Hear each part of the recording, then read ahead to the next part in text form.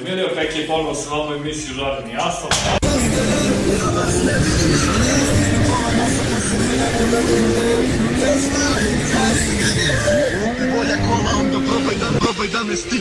Što sam najavio prošli put, sad ćemo ovoga puta da predstavimo Andrijanovu novi projekat. U pitanju je Jugo Cabrio, 1300 kubika, koji on radi eto za svoju dušu i koji ćete od sada viđati na skupovima i kod nas u inostranstvu. Sada bih zamolio Andrijana da nam nešto više ispriča o svom autu i da nam kaže kako je on došao na ideju da sredi ovaj auto i posebno šta mu je sve trebalo da bi ovaj auto izgledao kao što sad izgleda i šta mu je dalje plan sa tim autom. Moja želja je uvijek bila da imam ovakav jedan Jugo kabriolet još odavno, samo što se nije prikazala neka mogućnost da se kupi ovakav auto da nije mnogo truo. U suštini ovaj auto sam našao na parkingu u Lipnju, to jest u dvorištu kod jednog čoveka i stojao dugo i naravno glavno sam čovjek u dvorište i dogovorio se s njim tako da je ovaj auto završio kod mene. Auto sam utorio kod kuće i onda je krenulo naravno kompletna restauracija Jugo kabrioleta. Auto sam kompletno raskupusao, ceo sve do posljednjih šapa, sve kompletno skinuto sa njega. Ostale samo gola školjka, pa onda to krenulo da se radi normalno restauracija od patrosa pa nadalje. Što se tiče ovog mog kabrija, moj plan je da on ostane ovakav kakav jeste sada, s tim što ću još malo da ga spustim napred i pozadi, ali u suštini ostaće ovakav kakav jeste. Ne planiram više ništa da ga uđem i da ga menjam, želim da bude koliko toliko u fabričkom stanju. U suštini generalno jeste u fabričkom stanju, samo što sam ja promenio ove lajsne su fabrički crne, meni je lepše, ja sam kao da sedim boju auta i naravno, pošto sedišta nisam mogu da nađem od Jugo kabrioleta originalna da budu korektna ili da se preslač, nisam mogu da nađem ništa, na kraju sam uzacio sedišta od Alfa 147 na preklapanje. Hoćeš nam malo pokazati motorni prostor, gepek? Naravno, auto je imao neke nedostatke koje sam ja morao da sam pravim neke gume, neke kedere sam morao da izrađujem sam, to je neki moj ručni rad. Pelne su Woodbrace 7J TT3 sa dragom gumama, motor je kompletno restauriran, sve na motoru urađeno novo i ofarba naravno, sve kompletna restauracija motora je urađena, kao i same šasije. To se vidi na snimku, inače ovo je Jugo Innocenti bio i ostao, ja ne planiram ništa više kao što sam nekom da uradim. Znači konkretno, auto će biti više u fabričkom stanju.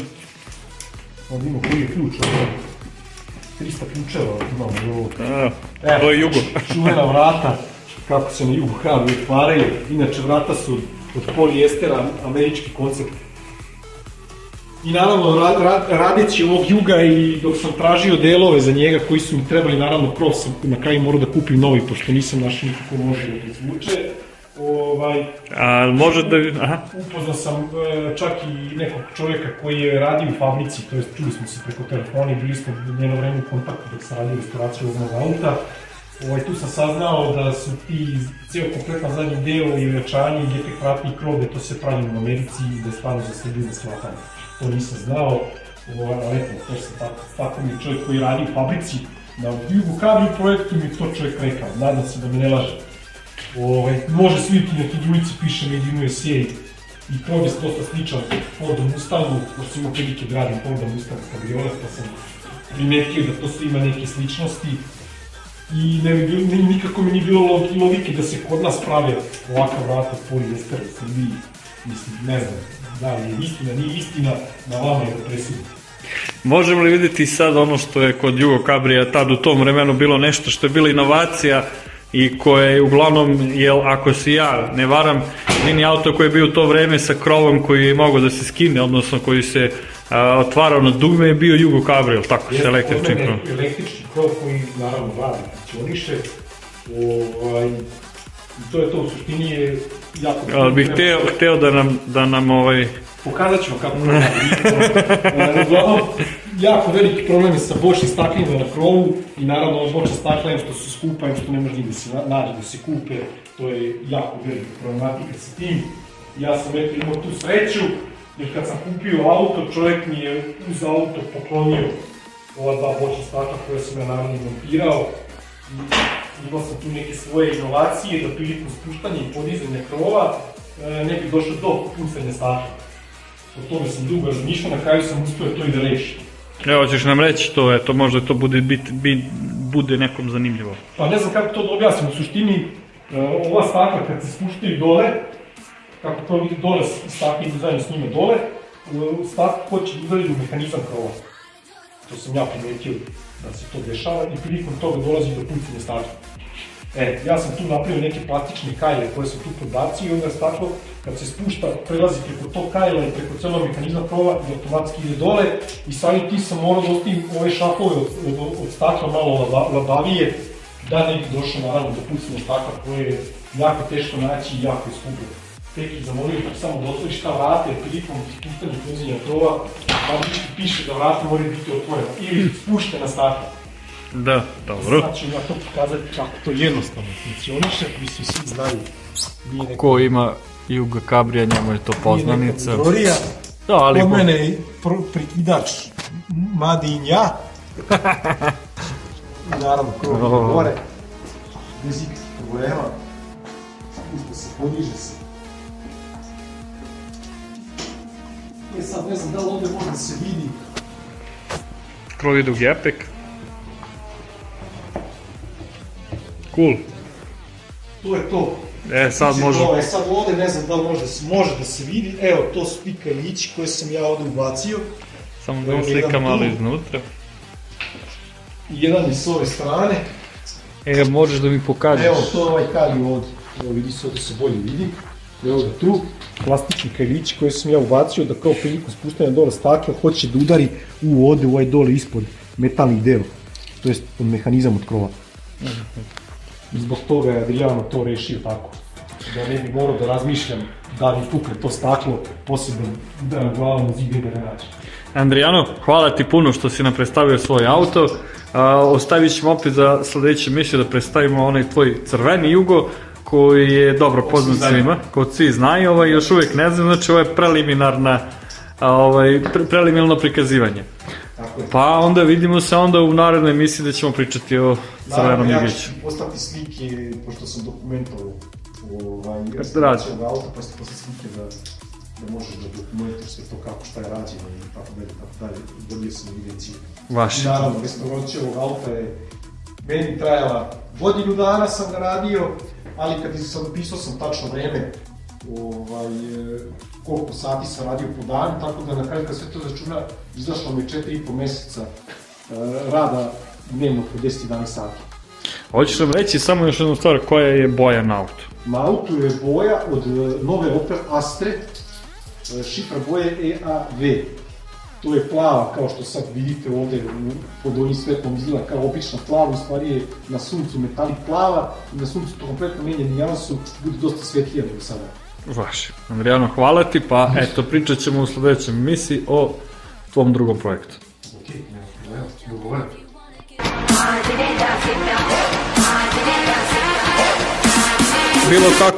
Možda bilo kakva nadograda možda motora ili to što mi pokušavamo da uradimo, spustimo malo glavu ili kako već, znači sve to zahteva malo dorade. Znači ne mora da se samo spakuje 1.6 da bi se doradio auto, nego mora i da se za bilo kakvo malo pojačanje ipak treba malo da se ojača ta školjka i karoserija. Između poševa normalno to se stavlja, ali po mom mišljenju, pošto sam ja po struci autolima i automotive, radim puno i karoserije i šta ne znam, ovaj Jugo sa Peugeot motorom je po meni, mom mišljenju, dosta jače napravljen od običnog Juga.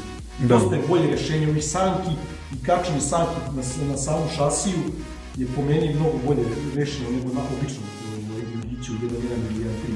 Tako da, ja sam vozio tog Juga 1.6 2 godine, vozio sam ga, znači, nenormalno što bi se reklo, pun gas blokada, svašta tu bilo divljanja po krivinama i svuda, nisam imao neku iskustvo da kažem da mi je pukla šasija napravili, tako nešto mi se nije desilo. Sem to dole što mi se desilo sa tim donjim nosačom motora i to mi se desilo na prvi dan kad sam to vozao auto normalno, pun gas kada je treća. I to se ono desilo posle drugog ili treće stiskanje gasa, tako da rešenje je bilo jednostavno. Vratio sam mi gore dizalicu, zavario do kumar kao što ste vidjeli malo pre što smo snimili i od tad više nisam apsolutno nikakvih problema. U svakom slučaju, znači tvoja preporuka je da bilo kakva nadograda na jugu zahteva i prepravku kočenog sistema, je li tako? Ti si morao da središ kočnice, znači bilo koliko da pojačate motor, malo, 10 konja, 15 konja, obavezno je da se odradi kočnice. Ja sam imao problem i moje iskustvo je bilo sa ovim fabričkim novim tip kočnicama, posle neke žustrije vožnje, malo divljačke, ajde da kažem, po gradu, posle 3-4 kočenja ovako žustrija, nisam više mogu s tim auto se zustavim, jer sam šalo to da se diskovi sijaju, zapali se sve i auto više kao 100 više ne započe. Da, što je jako opasno i u tom trenutku kad ti kočica treba je i neprijatno i ne znaš šta ćeš u trenutku da radiš. U svakom slučaju šta predlažeš da se stavi, na primjer, koje kočnice? U suštini sam skinuo sam dlačinu od juga koja je bila na njemu i naravno otišao sam kod Peđe i Neše Fiat Otpad Ninji i jedno 2 sata sam tražio šta tu može da paše bez neke prepravke da se to napravi. I šta si? Molio sam da prednji diskovi i čelisti kažem, sve paše, Fiat Bravo 1.860 kg. Sad slagaću, ali mislim da je dimenzija 256 mm samo kad ideći diskovi, znači pašu na šaf na jugu dlačinu, bez ikakve prepravke. Samim tim sam dobio mnogo bolje kočenje na automobilu. Nisam više imao tako problem. Auto je bukvalno kočio sa 100 u mestu. Pa dobro, Andrijano, hvala ti puno.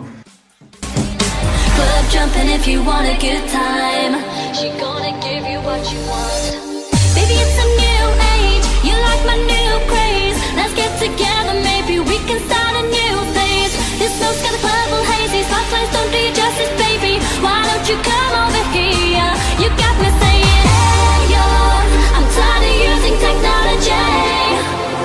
Why don't you sit down and talk to me? Hey yo, I'm tired of using technology.